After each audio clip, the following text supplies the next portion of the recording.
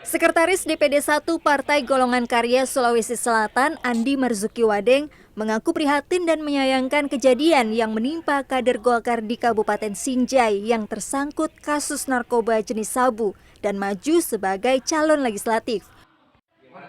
Pihaknya kini masih menunggu kepastian hukum atau keputusan dari pihak kepolisian mengenai status tersangka MW yang saat ini tengah menjalani rehabilitasi. Sebenarnya kami sudah antisipasi bersama dengan DPD-nya Sinjai.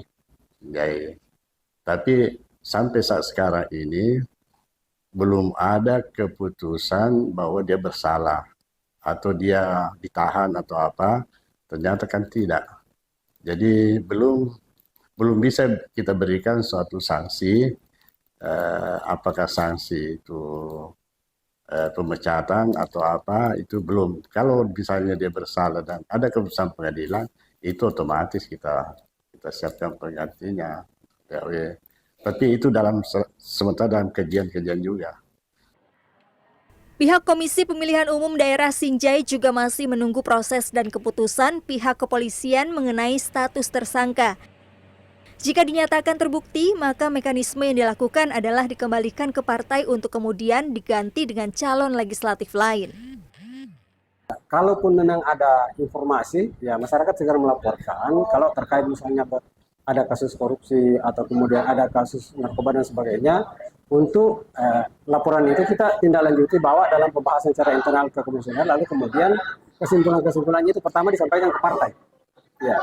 Nah, kemudian dikoordinasikan ke kepolisian apakah ini kasus ini sedang berproses atau ada putusan ingkrah. Kalau ada putusan ingkrah yang menyatakan memang terbukti, ya tentu dikembalikan ke partai untuk masih ada proses yang bisa tempuh, misalnya dalam bentuk pergantian di proses pencermatan menuju DCT. Sebelumnya, MW dinyatakan sebagai tersangka kasus penyalahgunaan narkoba jenis sabu dan sedang menjalani rehabilitasi. Meski demikian, namanya tetap lolos dalam daftar calon sementara di Pemilu Legislatif 2024 yang akan bersaing di daerah pemilihan Sulsel 5 meliputi Bulukumba dan Sinjai. Raff Kahfi, Alwi Fauzi, Makassar.